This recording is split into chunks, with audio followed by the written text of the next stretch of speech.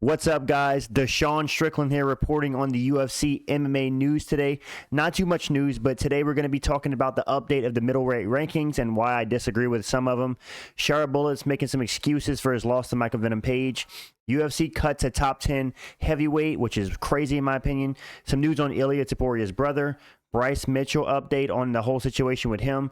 Conor McGregor getting in trouble once again. And at the very end of the video, I want to talk about who I think is going to fight Islam Makhachev next. And I'm like 95% sure this is going to happen. But let's start off with the first thing, which is going to be those middleweight rankings, which I kind of disagree with. First of all, you see him on the screen.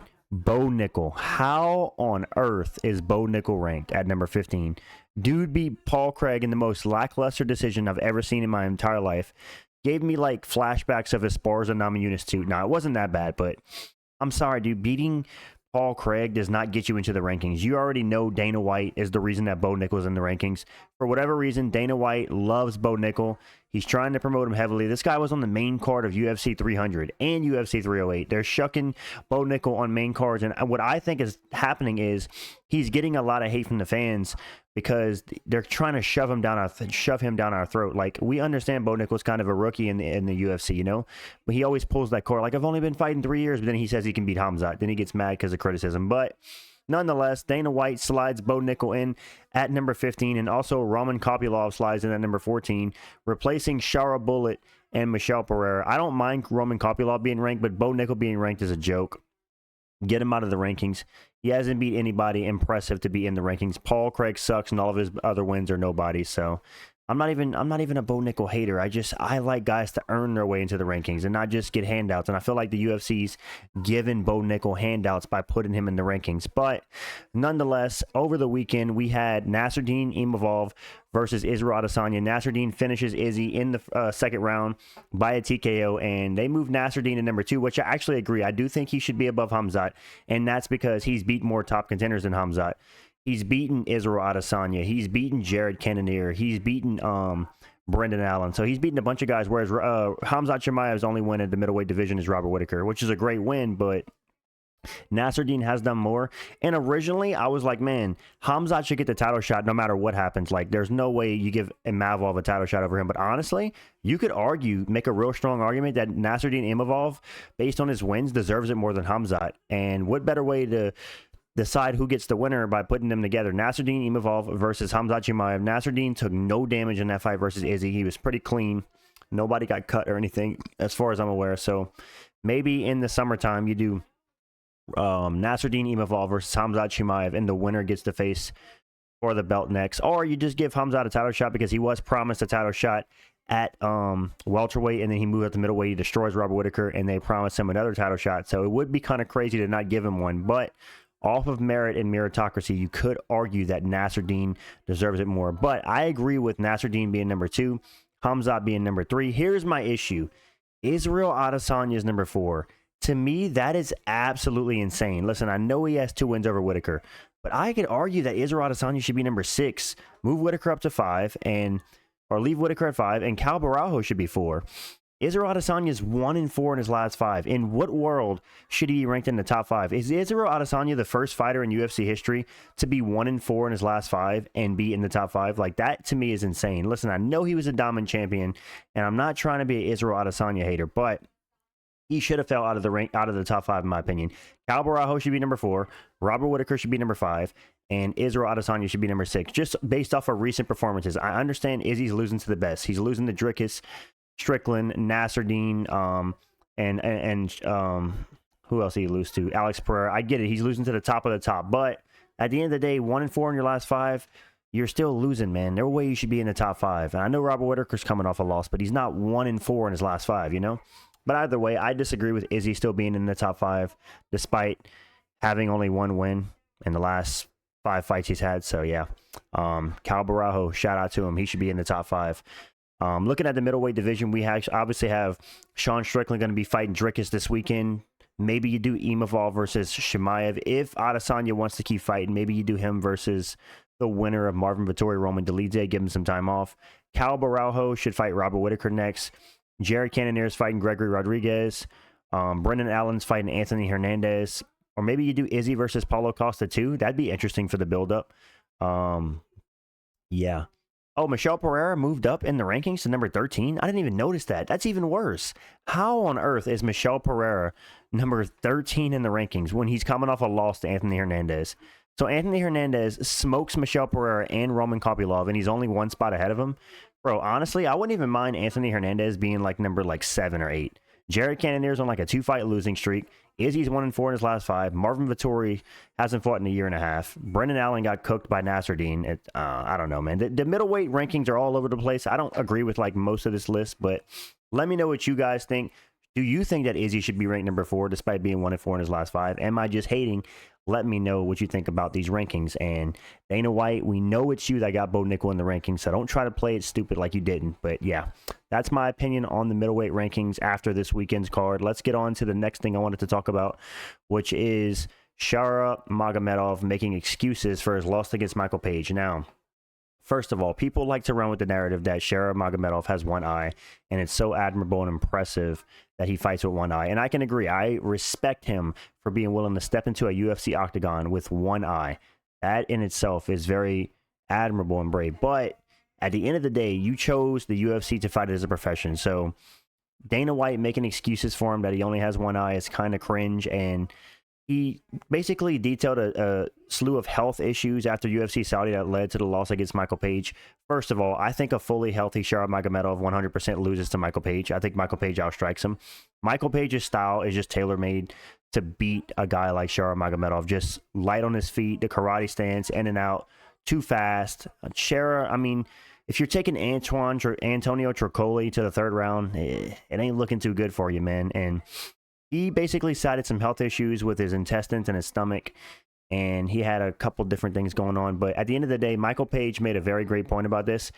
It's a fight, right? You sign on the dotted line to fight. And if you're injured or if you're compromised and you decide to go ahead with the fight and you fight like that, then you shouldn't be using that as an excuse, because at the end of the day, you can pull out and take care of yourself and come back when you're more healthy, you know? No one's forcing you to fight with stomach issues and issues with your intestines. So while I do sympathize with him to a certain degree, I don't think he should have fought if he was really that compromised. And I don't think it takes away from the Michael Page win at all. Michael Page fraud-checked Shara Bullet, showed he was the better striker, and showed that Shara just, against a speedy striker that can be in and out on his feet, is just not that good. So, yeah, Shara Bullet gets bumped out of the rankings, loses his undefeated record, and makes a little bit of excuses. This annoyed me a little bit, but I understand it. It's fighters. They're going to make excuses. And the Shara Magomedov fans are going to come and say, dude, he only has one eye, dude. Stop hating. It's like, I get it. He has one eye, but so did Bisping. So, you know, it's happened before in the UFC. I respect Shara for fighting, but don't make excuses if you signed to fight and you knew you were compromised going in. That's on you, buddy. Let's get on to the next topic I wanted to talk about, which was the UFC cuts Jairzinho Rozenstruik. This was very shocking and very questionable. Dana White criticized Jairzinho Rozenstruik's performance against Sergey Pavlovich, which I do agree. Jairzinho, despite being a UFC fighter for a while, like 7 or 8 years now, and this entire time, he obviously came from kickboxing, but he's never developed like a grappling base. So Sergey Pavlovich was basically able to grapple his way to a decision and pretty much just beat up Jairzinho Rozenstruik. And the UFC cuts him over this after he had a very lackluster performance. And if this was any other division, maybe I would agree. But the fact that this is heavyweight and we're already grasping for contenders, like the heavyweight division is extremely shallow. There's not many contenders. There's not much going on. So to cut Jairzinho Rozenstruik, in my opinion, is very questionable by the UFC. I mean, we have guys like Tai Tuivasa who are on a 5-fight losing streak, and he's still ranked number 11 in the division. Imagine being on a 5-fight win streak in any division besides heavyweight, and you're ranked in the top 11. That is insane to me. Heavyweight and light heavyweight are the 2 weakest divisions in the UFC by far. It's crazy. But, I mean, even with a lackluster defeat, Jairzinho Rozenstruik has had some bangers over the years. So for them to cut him, I don't know. Maybe Dana White and the UFC had something personal against him, or it was the last fight of his contract, and they just didn't want to sign him. I don't know. But to me, with how, like, weak heavyweight is, we arguably have the weakest heavyweight division we've ever seen. Outside, like, the top 5, like, number 6, maybe, like, to 15, it's pretty bad. Or 7 or 8 to 15, it's pretty bad. Mick Parkin, Shamil Gaziev, the GOAT, of course. And then we got guys like Marcin Tybura, decent, but it's like, come on, Sergey Spivak, decent. I mean, Tai Tuivasa on a 5-fight losing streak, nearly in the top 10. It's like, I don't understand what the UFC is going for here, cutting Jairzinho Rozenstruik whenever they barely have any heavyweights that are good. But it happened. They cut him, so we'll see. Maybe they have some big... They're going to sign a bunch of heavyweights coming up, and we don't know about it. Who knows? But I thought that this was a questionable decision by the UFC. Let's get on to the next thing we want to talk about today. I thought this is hilarious. I saw this on Reddit. Ilia Topuria's brother, Undefeated. Aleksandre Topuria on his Instagram, UFC Undefeated 5-1. Is this Instagram or Twitter? Either way, 5-1 undefeated. Now, is somebody going to tell this guy? Anybody's going to tell him that, 5-1, is not undefeated? Nonetheless, he faces a short notice replacement at this weekend's card against Colby Thickness, who's actually a training partner of Alexander Volkanovski. So we're going to have the Temu version of Volkanovski versus Topuria, because Topuria is going to be in his brother's corner and Volkanovski is going to be in Colby's corner. And honestly, I've watched some fights from Colby Thickness. I wasn't too impressed. Aleksandre Topuria's brother, his only loss is from a guy that had 44-pound weight advantage over him. So that's actually understandable to lose to a guy that's 3 weight classes above you. But I think he's going to win. I think he's going to... Do I buy that Aleksandre Topuria is as good as Ilia Topuria, even better? No, absolutely not. Ilia Topuria is cream of the crop. Obviously, he's going to glaze his brother and say he's better, and he's going to be the next generation. But I think that he is going to beat Colby Thickness, and yeah, the UFC is probably going to try to fast-track him. We'll see. But yeah, I'm excited to see this fight this weekend. It's one of the only exciting things on the UFC 312 undercard. So yeah, I'm looking forward to this fight this weekend with his brother. Let's get on to the next thing, which is Bryce Mitchell. Bryce Mitchell, if you've been living under a rock, got into some huge controversy earlier this week, or late last week. Basically, he was saying that he would love to go fishing with the guy with the mustache from Germany, and saying he was a great guy in his prime, which is hilarious, saying that Hitler in his prime was a great guy. Like, bro was talking about Hitler like he was like a UFC fighter, which is crazy. And then he just drilled the point home on his podcast. Dana White came out with a statement condemning Bryce Mitchell and saying he's one of the most dumb people he's ever heard of. And pretty much said on Power Slap press conference that he wanted to see Bryce Mitchell get knocked out, which is hilarious. You've never seen Dana White that pressed about somebody saying something. But to be fair, even if Bryce Mitchell believes in what he said, to come out and say it knowing that the owner of the UFC is Jewish, and just like knowing how controversial that would be publicly, it's kind of dumb. That's like career suicide, in my opinion. But he said it. And now he's walking back his comments. He posted on his Instagram, "I'm sorry I sounded insensitive. I definitely was not trying to offend anybody, but I know I did. I know that a lot of people died in the Holocaust, and that's a fact. Hitler did a lot of evil things. I think we can all agree on that. I'm definitely not a Nazi, and definitely do not condone any of the evil things Hitler did." So he's basically walking back his statements. Obviously, not surprising at all, being that Dana White made a statement, and the UFC were probably on their way to cutting him, might still be, because this is a huge sponsor risk. I mean, I am all pro free speech, but whenever your sponsorships are at risk, there's somewhere you got to draw the line. Who knows if the UFC is going to have a sponsor that says, look, if he steps in the UFC octagon, we're not going to pay you. We're not going to sponsor you because we don't support that.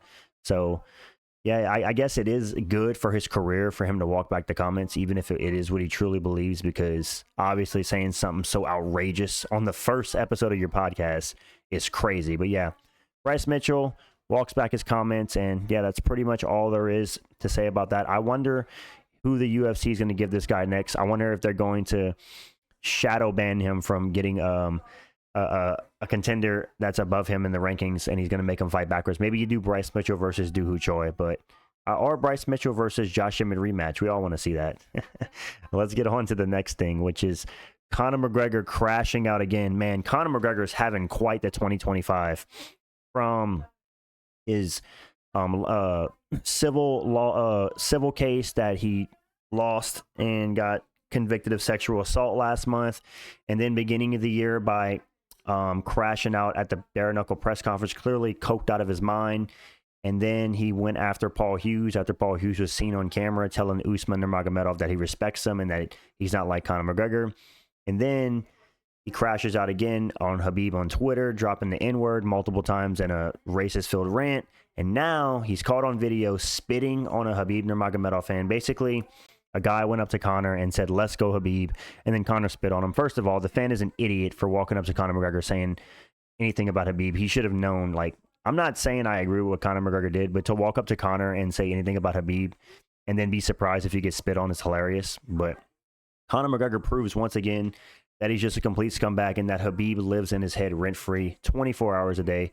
I've never seen a UFC fighter think of someone as much as Conor McGregor thinks of Khabib. I think even in the lawsuit, his civil case, the woman claimed that Conor McGregor was even bringing up his Khabib fight and how he lost during like sexual intercourse, which is crazy. So it just goes to show you that Conor McGregor must have his phone background set to a picture of Khabib. He must have him framed on his wall and think about him 24/7, because anytime Khabib's name or anything about Dagestan comes up, Conor McGregor absolutely crashes out on Twitter. Then he deletes his tweets, and it's just a vicious cycle. And this is just another extension of this, spitting on a fan for saying, let's go Khabib. Just crazy. The downfall of Conor McGregor needs to be studied. I mean, we're talking about one of the most well-spoken guys ever in UFC history, one of the cleanest cut trash talkers ever, and just so witty on the mic, so just good at like sounding like I don't know how to say it. Like, he just was so clever on the mic with the way he would come with his insults, and he always was like 2 steps ahead of his opponent in the trash talk. And it's like, now this guy can't say 3 words without stuttering. So it's quite the downfall. This needs to be studied. Somebody do it for me, because I don't want to look up Conor McGregor's history. But yeah, he crashes out once again. Not surprising. I mean, this has been like 2-3 times a week for McGregor. So at this point, we just got to ask ourselves, what's next? I mean, the UFC, I don't think Conor McGregor ever fights again. I've held this opinion for a while. You will never see Conor McGregor step in a UFC octagon again. Maybe bare knuckle, but I don't think, even when you listen to Dana White and they ask him, hey, when do you think McGregor's going to fight again? And you can just see Dana, well, we'll have to see what happens. We just have to figure this thing out. Basically saying that Conor McGregor's probably not fighting anytime soon or ever again. And yeah, I don't think he fights a UFC fight again. Maybe bare knuckle, but yeah, that's what happened with Conor McGregor. And the last topic of this video, I want to talk about, I posted a poll on my channel the other day. I want to talk about who Islam Makhachev's fighting next. So there's 3 options, I believe, or maybe 4. There's 4 options. There's Ilia Topuria, who would move up and challenge for double champ status, and Islam would defend his belt. There is Belal Muhammad, but basically Islam has already said he doesn't want to fight Belal because it's kind of like his brother. They train together. There's Charles Oliveira. There's Arman Sarukian and Dricus Duplessis. So 5 people, but he's not going to fight Dricus. And Dana White has hinted very recently that he's got some huge plan for Islam Makhachev. And I think it's going to be, there's been rumors, and I believe the rumors, and I'm 95% sure this is going to happen. I think we're going to see Islam Makhachev defend his belt against Ilia Topuria at UFC 314 or 315. That's what I think. I think we're going to see the super fight, although I don't think Ilia deserves it. Ilia only has 1 title defense, and he has plenty of contenders. He has Movsar Evloev, who's 9-0 in the UFC. He has the Volkanovski rematch. He has Diego Lopez, you know. But if the UFC want to do the super fight, this is one of the only times where I'd be like, okay, I'm down for it, even though Ilia doesn't deserve it, because skill for skill, this might be one of the best matchups we've ever seen in the UFC. I mean, these guys are well-rounded as they come. Ilia touted as the best boxer in UFC history, and how he's come up as a grappler, and he has underrated Greco-Roman wrestling. Islam, pound-for-pound #1 fighter in the world, 15-fight win streak. If he beats Ilia, he goes up to 16. But the issue with Islam fighting Ilia Topuria is his legacy's always going to have that stain on it, where people are just going to say, dude, you just beat up featherweights. The only real lightweight he defended against was Charles Oliveira, which is technically true. But if you really look at the lightweight division, the best lightweights are former featherweights. I mean, Max Holloway, former featherweight, now a lightweight. Dustin Poirier, former featherweight, now a lightweight. Charles Oliveira, former featherweight, now a lightweight. It's like Moicano, former featherweight, now a lightweight. Most of the lightweight division are former featherweights. And as Luki Tracy would say, that lighter man's skill just hits different. But nonetheless, skill for skill, this is one of the best matchups you could put on in UFC history. Islam versus Topuria. There's 2 things that could happen in this fight, I think. I think that Islam can edge out a decision over Ilia, just staying on the outside, hitting him with kicks, keeping him at range, or Ilia can punish Islam in boxing range and knock him out. I don't think Ilia wins across the distance. I think if anybody wins a decision, it will be Islam, but I think it's more likely for Ilia to finish Islam than Islam to finish Ilia. But man, would I be hyped if this fight came through. This is one of the most exciting matchups you can put on. And as I said, I don't technically think Topuria deserves it just because he only has one title defense and he has active contenders in his division. But hey, man, Dana White said he has some big plan for Islam. I don't think a Bilal Muhammad fight is big. It's not going to be a Charles fight. They already fought. It's not going to be an Arman Sarukian fight. That can't be the big thing Dana White has planned whenever they just went through that whole build-up. It's not going to be Dricus Duplessis. Dana White said he's not interested in that. So the only fight that makes sense is Ilia Topuria. I know that Islam has said he doesn't want to fight another featherweight, but he has said in interviews that if the fans want to see it, he would put on the fight. And there's been rumors circulating. Dana White's been hitting that stuff. I've been seeing stuff on Twitter and on Reddit. So I am nearly 100% convinced that Ilia Topuria versus Islam Makhachev will be booked next. I know I posted a video recently saying Volk versus Topuria was next, but it seems the UFC are heading in a different direction. So if this is the truth, honestly, do an interim title match between Volkanovski and Movsar Evloev. Movsar versus Volkanovski. This will be a good match for Volk to prove that he still has it and he's not washed. Because let's be real, nobody wants to see Volk come back immediately against Topuria. We just feel like he's going to get knocked out again, which he probably will. So if you put him against a guy in Movsar who's not exactly a one-punch KO artist, if Volkanovski can show off his defensive wrestling and just show that he still has that speed and that striking experience shows and that he's still on top of his game, and he becomes an interim champion, then you do the Volk Ilia rematch because he's actually earned it. That'd be very interesting. I think it'd build more hype for the fight. But yeah, I really think we're seeing Islam versus Ilia next. 315, 316, and man, if they make this fight and stack the undercard, this would be an absolutely insane pay-per-view. So yeah, that's the UFC news I got for you guys today. Let me know what you guys think in the comments about the topics we talked about in this video. Do you guys like these type of news videos? If so, drop a like on the video and let me know in the comments as well. Subscribe to the channel if you're new. I appreciate you guys, and peace.